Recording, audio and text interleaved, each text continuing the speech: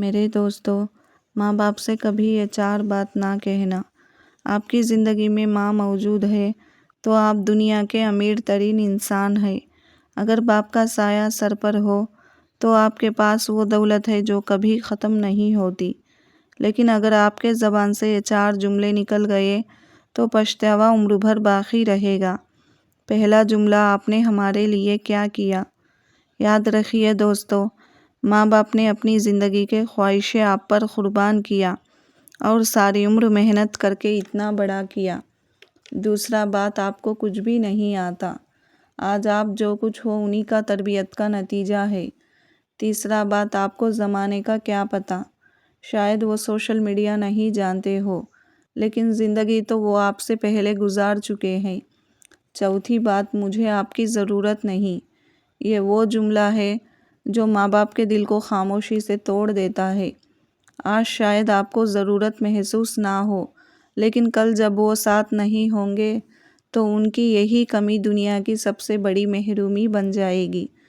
ماں باپ کا دل جیت لو، کامیاب ہو جاؤ گے، ورنہ ساری دنیا جیت کے بھی ہار جاؤ گے۔ میرے دوستو، وہ گھر ہی نہیں ہے جس میں ماں باپ نہ ہو۔ ہمارے نبی صلی اللہ علیہ وسلم نے فرمائے، جو یہ چاہے کہ اس کی عمر لمبی ہو اور اس کے رزق میں برکت ہو تو وہ اپنی ماں باپ کی خدمت کرے۔ ماں باپ کی دعا میں وہ طاقت ہے جو بند راستے کھول دیتی ہے اور مشکل وقت کو آسان کر دیتی ہے۔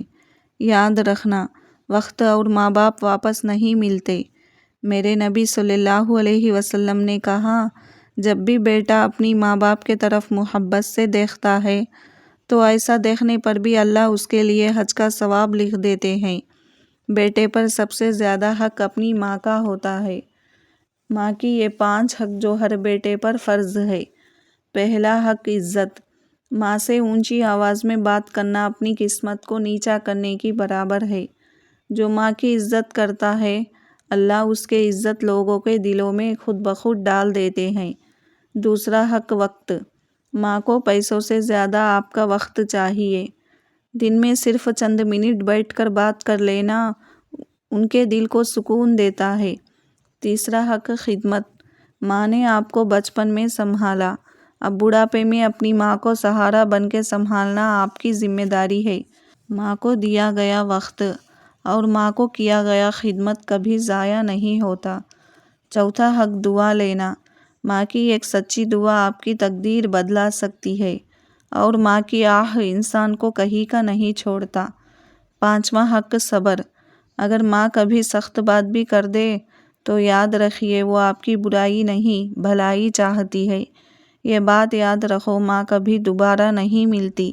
جب تک وہ ساتھ ہے اس کی قدر کر لو۔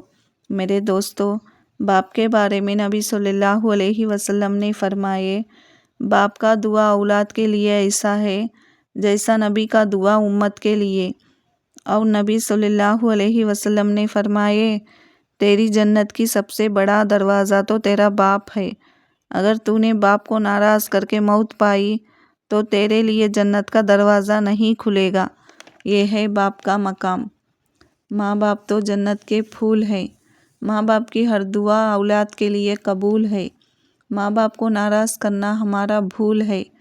ماں باپ کی قدموں کی مٹی جنت کی دھول ہے۔ اے اللہ، ہمارے ماں باپ کو دونوں جہاں کی خوشیاں نصیب کرنا اور ہمارے ماں باپ کو سلامت رکھنا۔ آمین۔